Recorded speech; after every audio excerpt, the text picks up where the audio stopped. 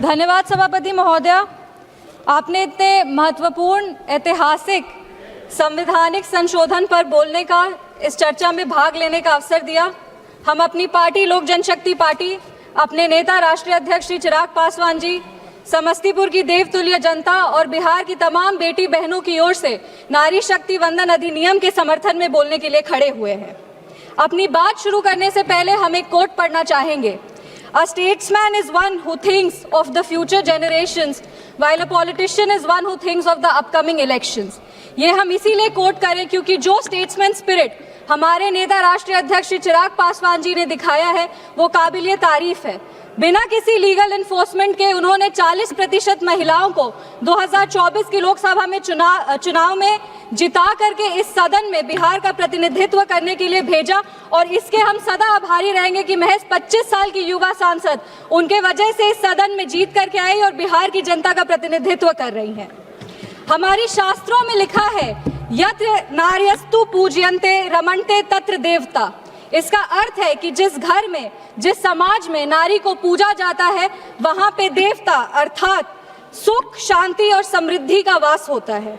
महोदय, ये जो बिल है महज कागज का टुकड़ा नहीं, पर ये उन करोड़ों माताओं बहनों के आत्मसम्मान का, अधिकारों का घोषणा पत्र है। ये केवल एक अमेंडमेंट नहीं बल्कि सदियों से जो उनकी तपस्या है, जो उनके संघर्ष है, उसका ये परिणाम है। ये सदियों की बंदिशों को, रूढ़ियों को तोड़ने का ऐलान है और ये पूरे देश में मातृशक्ति का हक और सम्मान देने का एक बहुत खूबसूरत सुनहरा अवसर है। हमारे यशस्वी प्रधानमंत्री श्री नरेंद्र मोदी जी ने पूरे विश्व को बता दिया है कि विमेन डेवलपमेंट और विमेन लेड डेवलपमेंट का क्या अंतर होता है। जैसा कि वो कहते हैं कि नारी सशक्तिकरण का दौर गया, अब नारी नेतृत्व की बारी है। इसी पे हम एक पंक्ति पढ़ना चाहेंगे। सदियों की इन जंजीरों का अब मिट रहा निशान है, नारी शक्ति के उदय का एक ये नया विधान है। वक्त के इस दौर में अब तेरा ही ऐलान है, मेरी प्यारी माताओं बहनों, तू ही नए भारत की नींव, तू ही इसकी शान है। महोदय, हम लोग 2 दिन पहले हमारे संविधान के निर्माता डॉक्टर बाबा साहब भीमराव अंबेडकर जी की जयंती को मनाए और वो हमेशा कहते थे कि social justice can not be achieved without gender justice. संविधान लागू होते ही उन्होंने सबसे पहले महिलाओं को वोट करने का अधिकार दिया था और वो 3 तरह के जस्टिस की बात करते थे, पॉलिटिकल जस्टिस, सोशल जस्टिस और इकोनॉमिक जस्टिस। ट्रिपल तलाक, बेटी बचाओ बेटी पढ़ाओ के माध्यम से हमने महिलाओं में सोशल जस्टिस को डिलीवर किया। उज्ज्वला योजना, ड्रोन दीदी, जीविका दीदी के माध्यम से हमने महिलाओं में इकोनॉमिक जस्टिस को डिलीवर किया और आज इस आरक्षण के तहत हम महिलाओं में पॉलिटिकल जस्टिस को डिलीवर करने के लिए यहाँ खड़े हुए हैं। अब भारत को विश्व गुरु बनने से कोई नहीं रोक सकता क्योंकि अब यहाँ पे जो नीतियों का निर्माण होगा उसमें आधी आबादी की भी उतनी ही भागीदारी होगी और जो यहाँ पे महिलाएं होंगी वो हमारे देश का प्रतिनिधित्व करेंगी। महोदय, हम बिहार की धरती से आते हैं, बिहार की गौरवशाली धरती से आते हैं। वहाँ की महिलाओं ने अपने नेतृत्व से, अपने हुनर से पूरे विश्व में भारत का मान बढ़ाया है। वो लोकगीत गायिका शारदा सिन्हा जी हो, वो दरभंगा की भावना कंठ जी हो, वो मुजफ्फरपुर की शिवांगी सिंह जी हो, इन सब बेटियों ने बिहार के साथ साथ देश का भी मान विश्व स्तर पर बढ़ाया है। हमारे राष्ट्रीय अध्यक्ष श्री चिराग पासवान जी हमेशा अपने vision Bihar first, Bihari first की बात करते हैं और वो ये जानते हैं कि बिहार फर्स्ट और बिहारी फर्स्ट को आधी आबादी के सहयोग के बिना नहीं डिलीवर किया जा सकता। हमारी सरकार, एनडीए की सरकार, बिहार में पूरे देश में बिहार पहला राज्य था। पूर्व मुख्यमंत्री श्री नीतीश कुमार जी के नेतृत्व में बिहार ने 50% आरक्षण लागू करके महिलाओं को ग्रामीण लेवल पे विमेन लीडर्स बनाने का हक दिया। 2006 में पंचायती राज संस्थानों में 50% आरक्षण दिया। 2007 में अर्बन लोकल बॉडीज में 50% आरक्षण दिया। 2016 में सरकारी नौकरी में 35% आरक्षण दिया और ये करके महिलाओं के आत्मसम्मान को, महिलाओं के अधिकार को उन्होंने अपनी प्राथमिकता दी। आज बिहार की जीविका दीदी जो है वो देश भर की आजीविका दीदियों के लिए एक उदाहरण बनी है।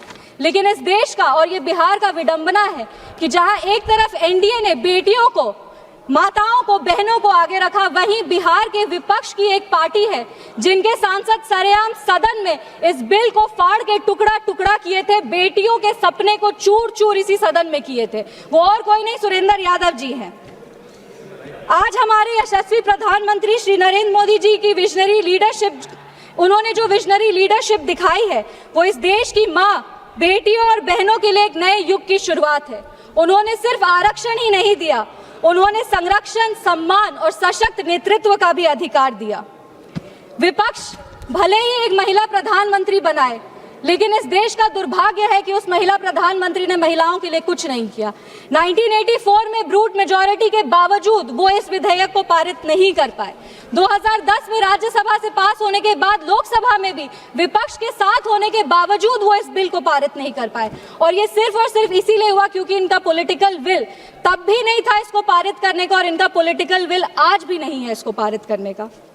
हम सरकार के प्रति आभार व्यक्त करते हैं कि महिला आरक्षण के साथ साथ वो जो ये परिसीमन पर स्पष्ट और पारदर्शी तरीके से जो कानून ला रहे हैं वो आने वाले समय में देश के लिए गुड गवर्नेंस का एक उदाहरण बनेगा।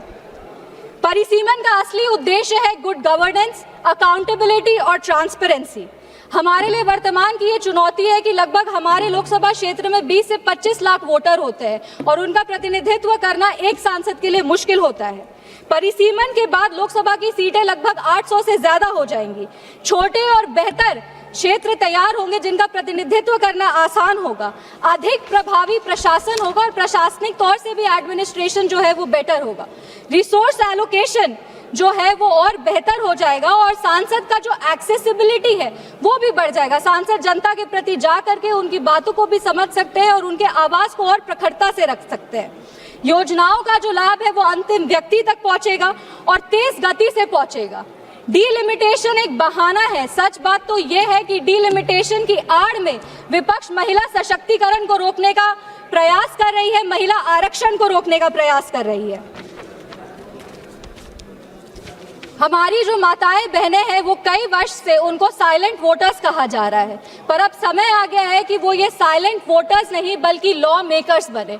हमारे देश की महिलाएं, हमारी देश की माताएं बहनें लाइन में लग लग कर बहुत सरकार बनाई है महोदया, लेकिन अब समय आ गया है कि इस सदन के प्रथम पंक्ति में बैठ करके वो इस देश का नेतृत्व करे, देश की नीतियों का निर्माण करे और अपने हक की बात वो खुद रखे। महोदय, महिलाओं को किसी की सहानुभूति की जरूरत नहीं है, महिलाओं को बस सामान्य अधिकार की जरूरत है। हम दुष्यंत कुमार जी की एक कविता पढ़ना चाहेंगे इस सदन में। हो गई है पीर पर्वत सी पिघलनी चाहिए, इस हिमालय से कोई गंगा सी निकलनी चाहिए। आज यह दीवार पर्दों की तरह हिलने लगी है, मगर शर्त यह थी कि इसकी बुनियाद हिलनी चाहिए। सिर्फ हंगामा मेरा मकसद नहीं, मेरी कोशिश है कि ये सूरत बदलनी चाहिए। मेरे सीने में नहीं तो तेरे सीने में ही सही हो कहीं ना कहीं, मगर ये आग जलनी चाहिए। ये आग नहीं, ये ज्वाला है और ये ज्वाला तब तक प्रज्वलित रहेगा जब तक नारियों को सशक्तिकरण से नारी नेतृत्व का रास्ता हम नहीं तय कर पाते।